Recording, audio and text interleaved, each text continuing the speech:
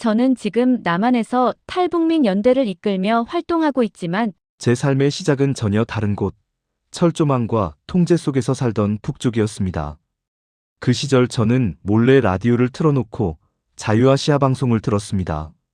당시 북한에서는 라디오 주파수를 고정해 놓아 다른 방송을 들을 수 없었지만 저는 위험을 알면서도 주파수를 살짝 비틀어 외부 소리를 들었습니다. 그 작은 소리가 제 삶을 바꾸는 시작이었습니다. 그때 저는 알았습니다. 아, 세상에는 우리가 모르는 다른 삶이 있구나. 그 사실이 제 마음속에서 희망이라는 단어를 처음 싹트게 했습니다. 저는 그때 어린 딸을 재우고 난 뒤 숨을 죽이며 라디오를 켰습니다. 종이로 창문 틈을 막고 발자국 소리가 복도에서 멈출 때까지 기다리던 그 긴장감은 지금도 또렷합니다. 외부 방송을 듣는다는 건 단순한 호기심이 아니라 체포와 처벌을 감수해야 하는 일이었습니다. 하지만 저는 매일 그 시간을 기다렸습니다. 방송에서 흘러나오는 말투는 북한의 말씨와 달랐고 문장 하나하나가 이상하게 따뜻했습니다. 그날 들었던 내용 중 하나는 남한에서 살아간 탈북민의 이야기였습니다. 저는 처음으로 나도 갈 수 있을까라는 생각을 했습니다. 그 생각이 들었던 순간 제 심장은 제 의지보다 먼저 뛰었습니다. 이대로 살다가는 내 아이도 나처럼 살게 되겠구나. 이 생각이 저를 가만두지 않았습니다. 당시 북한에서는 생계가 늘 막다를 못 넘겼습니다. 장마당에서 장사를 해도 노력해도 하루하루는 늘 빠듯했습니다. 저는 스스로에게 질문했습니다. 내가 여기를 벗어나면 우리 애한테는 다른 길이 있을까?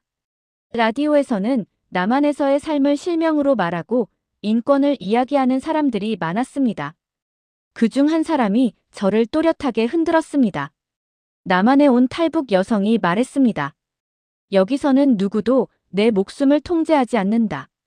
그 말은 저에게 충격이었습니다. 북한에서는 목숨이 국가의 것이라고 생각하며 살았는데 누군가는 자신의 목숨을 스스로 책임지는 삶을 살고 있다니. 저는 어느 순간 라디오를 듣는 것이 단순한 습관이 아니라 탈출 계획의 일부가 되어 있음을 알아차렸습니다.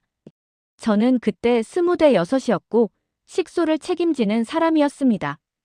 탈북은 한 개인의 모험이 아니라 집안 전체의 운명이 걸린 일이었습니다.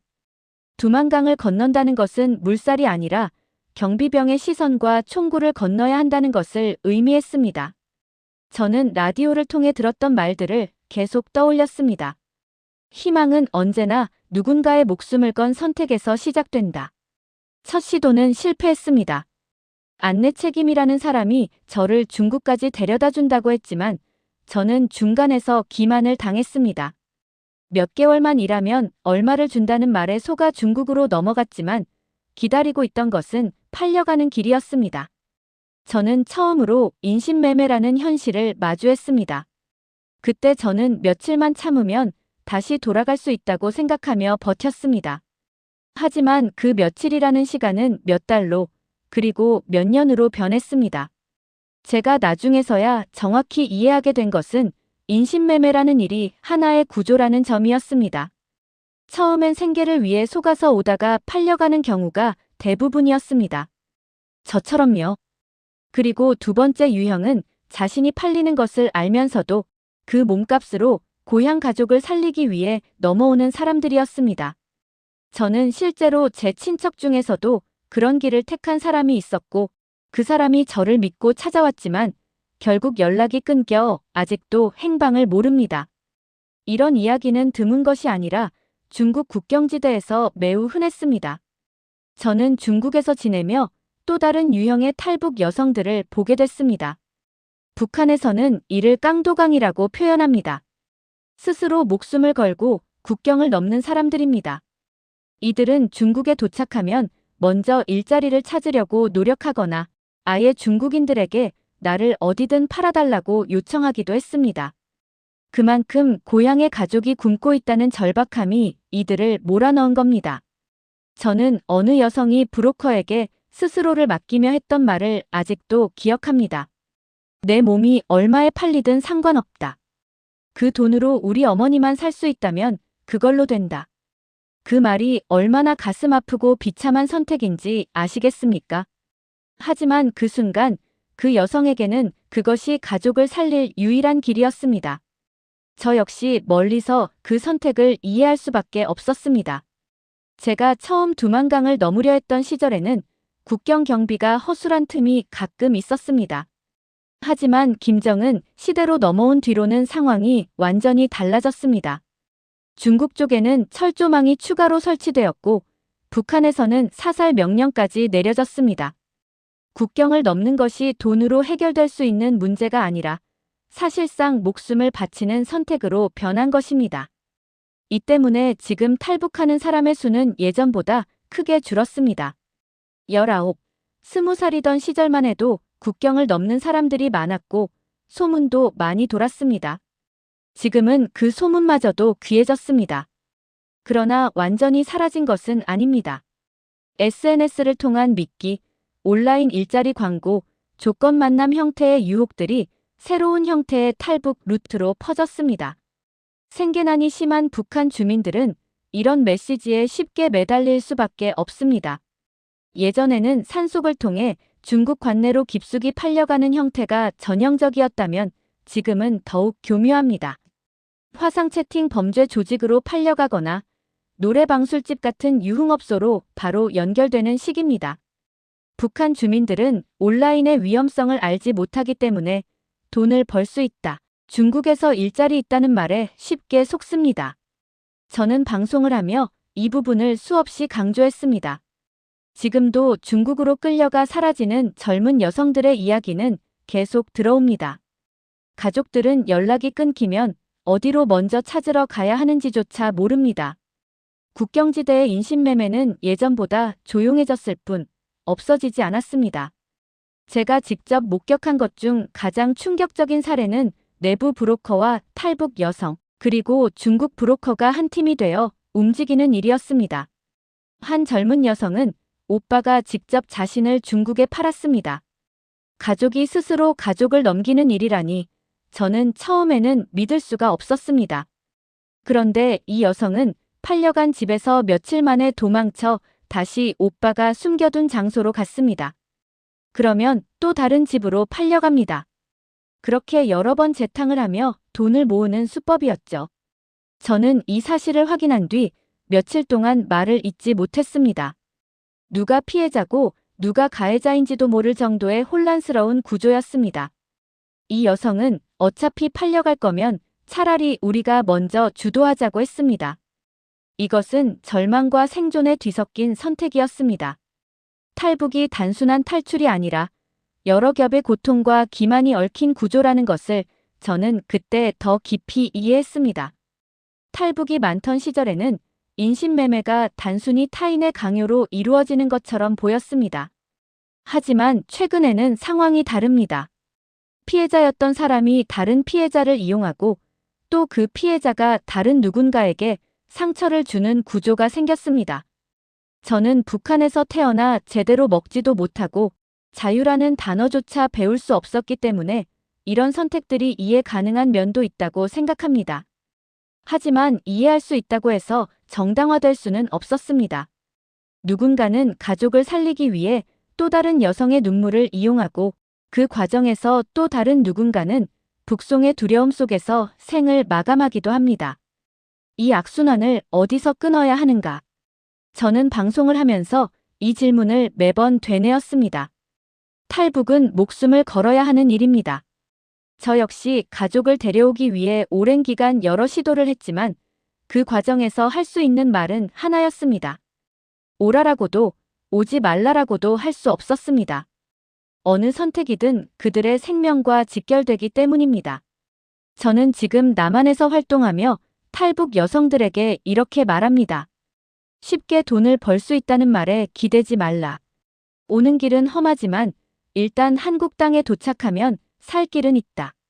그 말은 제 경험에서 나온 가장 사실적이고 가장 절제된 조언입니다. 저는 중국에서 지내던 그 긴 시간 동안 도움을 받을 수 있는 한국 사람이나 선교사를 단 한 번도 제대로 만나지 못했습니다. 국경 근처에서는 모두가 서로를 경계했습니다. 탈북 여성들이 브로커에게 속아 북송되는 일이 흔했고 중국 공안의 단속은 점점 더 촘촘해졌습니다. 저는 작업장에서 일하며 돈을 조금씩 모았습니다. 밥 한 끼를 아끼고 잠잘 곳을 옮겨 다니며 하루라도 더 버티기 위해 애썼습니다. 그 과정에서 저 자신에게 반복해서 말했습니다. 희망만은 놓지 말자. 그 희망의 씨앗은 여전히 라디오였습니다. 중국에서도 밤마다 라디오를 들었습니다. 남한에서 활동하는 탈북민들의 목소리는 제 숨통이었습니다. 그들은 저보다 먼저 간 사람들이었지만 그들의 이야기는 마치 제 앞길을 밝혀주는 등불처럼 들렸습니다. 탈북 과정에서 사람들은 극단적인 상황에 놓입니다. 그래서 누군가는 다른 사람의 약점을 이용하고 또 누군가는 그 유혹에 흔들립니다. 저는 생계를 위해 브로커 일을 하는 몇몇 탈북 출신들을 보았습니다. 중국에서의 가난한 삶을 견디다 못해 자신과 같은 처지의 사람을 또 다른 브로커에게 넘기는 일이었습니다. 그들은 이렇게 말했습니다. 나도 살아야 하니까 어쩔 수 없다. 하지만 저는 그 말이 얼마나 무거운 죄책감을 남기는지 알고 있었습니다. 내가 벗어나기 위해 누군가를 써버리면 언젠가는 그 쓰인 누군가가 또 다른 사람을 밀어넣게 됩니다. 이런 구조는 결국 모두를 고통으로 몰아넣었습니다. 저는 제 경험을 통해 하나의 결론을 얻었습니다. 내가 살기 위해서라도 다른 사람을 이용하는 일만큼은 하지 말자. 이 다짐은 탈북 이후 남한에서 살게 된 지금도 제 삶의 기준이 되고 있습니다. 중국에서 공안 단속이 강화될 때마다 저는 숨을 죽였습니다. 언제든 체포될 수 있다는 두려움은 사람을 무너뜨립니다. 북송된 여성들 중에는 그 과정에서 스스로 목숨을 끊는 사람들도 많았습니다. 그만큼 북한으로 돌아가는 일은 절망의 끝이었습니다. 돌아가면 감옥, 강제 노동, 공개 비판, 가족까지 피해를 입는 일이 이어질 것이 뻔했습니다. 저는 중국에서의 마지막 시절, 제 자신에게 중요한 결정을 내려야 했습니다. 이대로 살다가 잡혀 죽을 것인가, 아니면 끝까지 버텨 한국으로 갈 것인가. 그때 저는 다시 라디오를 켰습니다. 방송에서는 남한에서 공부하며 직업을 얻고 가정을 꾸린 탈북 여성의 이야기가 흘러나왔습니다. 나는 자유를 택했다는 말 한마디는 저에게 결심을 굳히게 했습니다. 저는 다시 한번 위험한 길을 택했습니다. 이번에는 성공해야 했습니다. 탈북의 마지막 단계는 제가 겪은 어떤 일보다도 조심스러웠습니다. 브로커를 다시 믿을 수도 없었고 그렇다고 혼자 길을 찾는 것도 거의 불가능했습니다. 저는 여러 달 동안 돈을 모으며 가능성이 있는 사람들을 조용히 탐색했습니다. 그리고 결국 신뢰할 수 있는 선교사 한 분과 연결될 기회가 왔습니다. 그분은 제게 단 한 가지를 물었습니다. 정말 갈 마음이 있습니까? 저는 망설이지 않고 대답했습니다. 예, 살아야 합니다. 그 뒤로 몇 달이 더 걸렸습니다. 이동 경로를 확인하고 공안 단속이 약한 시점을 기다리고 여러 지역을 돌며 몸을 숨겼습니다. 저는 매번 오늘이 마지막일 수도 있다는 생각을 했습니다. 하지만 동시에 오늘이 자유를 향한 첫날이 될 수도 있다는 희망도 있었습니다. 그 긴 여정 끝에 저는 드디어 한국 땅을 밟았습니다. 그 순간 온몸에 힘이 빠져 주저앉을 뻔했습니다. 울음도 나오지 않았습니다. 그저 살아있다는 사실만 느껴졌습니다.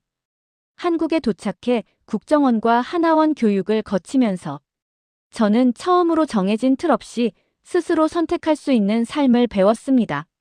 하나원에서 만난 여성들은 모두 각자의 상처를 안고 있었습니다. 누군가는 아이를 두고 왔고, 누군가는 가족을 잃었고, 또 누군가는 여전히 북송의 악몽에 시달렸습니다. 하지만 그들 모두에게서 공통된 한 가지가 있었습니다. 살아남았다. 그 사실만으로도 우리는 서로에게 용기가 되었습니다. 제가 자유아시아 방송에서 다시 마이크를 잡게 된 이유는 단순한 직업 선택이 아니라 제 이야기를 누군가에게 전달해야 한다는 사명감 때문이었습니다. 저는 중국에서 라디오를 들으며 희망을 얻었습니다. 남한에서 방송을 하는 지금, 저는 그 희망을 다시 누군가에게 전하고 싶습니다. 북한의 주민들은 여전히 같은 자리에 있습니다. 자유가 무엇인지 모르고 선택이 무엇인지 배우지 못하며 하루하루를 버티고 있습니다. 그들에게 들려주고 싶은 말은 단 하나입니다. 희망은 존재합니다. 그리고 그 희망은 당신을 포기하지 않습니다. 저는 지금도 가끔 북한에 있는 제 가족들을 떠올립니다. 그들이 어디서 무엇을 하는지, 여전히 노동단 속에 시달리고 있는지, 장마당에서 하루 벌어 하루를 살고 있는지 알 길이 없습니다. 하지만 저는 방송을 통해 제 목소리가 북쪽까지 닿기를 바라고 있습니다. 언젠가 통일이 된다면 저는 북쪽 땅을 밟고 말할 것입니다. 저는 자유아시아 방송에서 방송을 했던 김태희입니다. 이 말은 저에게 단순한 소개가 아니라 제가 살아왔던 시간의 증명이자 희망의 완성입니다. 지금도 어딘가에서는 누군가가 탈출을 결심하고 있을 것입니다. 누군가는 아이에게 먹일 한 끼를 해결하기 위해 목숨을 걸 것이고 누군가는 가족을 살리기 위해 자신을 팔기로 결심할 것입니다. 저는 그들에게 이렇게 말하고 싶습니다. 목숨은 한 번뿐입니다. 그 소중한 목숨을 걸어야 하는 상황이라면 끝까지 자신을 잃지 말고 남에게 피해를 주지 않는 길을 찾으십시오. 그리고 한국 땅에만 도착한다면 살 길은 반드시 열립니다. 이것은 이상적인 말이 아니라 제가 몸으로 겪은 사실입니다. 탈북과 인신매매는 서로 얽혀 있어 단번에 끊어낼 수 없습니다. 하지만 저는 여전히 반복해 말합니다. 피해자가 가해자가 되는 순간 탈북의 의미는 사라진다. 우리가 자유를 얻기 위해 떠났다면 그 자유는 다른 사람의 눈물 위에 세워져서는 안 됩니다. 누군가를 속이고 팔고 밀고 해서 살아남는다면 결국 언젠가는 같은 방식으로 자신도 희생될 수 있습니다. 탈북이라는 길은 이미 충분히 아픕니다. 거기에 또 다른 상처를 보태지 않기를 바랄 뿐입니다. 한국에서 저는 여러 단체와 함께 탈북민 연대를 만들었습니다. 각자의 상처를 가진 사람들이 모여 서로 돕고 정보를 나누는 자리입니다. 남한에 처음 온 여성들은 그 자리에서 비로소 내가 혼자가 아니구나라는 사실을 깨닫습니다. 살아가는 것은 여전히 쉽지 않습니다. 하지만 북한에서 버틴 힘이 있다면 한국에서도 충분히 자리를 잡을 수 있습니다. 저는 늘 말합니다. 여기서는 노력한 만큼 길이 열립니다. 자유는 그런 힘을 줍니다. 저는 제 삶을 돌아보며 한 가지는 확실하게 말할 수 있습니다. 저를 살린 것은 희망이었습니다. 중국의 좁은 방에서 몰래 들었던 라디오 속 목소리, 남한에서 자유롭게 말하는 사람들의 소리, 그리고 제가 직접 마이크 앞에서 말하게 된 지금까지 모든 길은 희망이 만든 것이었습니다. 북쪽에서 이 방송을 몰래 듣고 있을 누군가에게 저는 조심스레 이렇게 말하고 싶습니다. 당신이 지금 느끼는 작은 희망이라도 놓지 마십시오. 그 희망은 언젠가 당신을 자유로 이끌 것입니다. 이 말이 누군가의 삶을 살린다면 제가 걸어온 모든 고통은 의미가 있을 것입니다.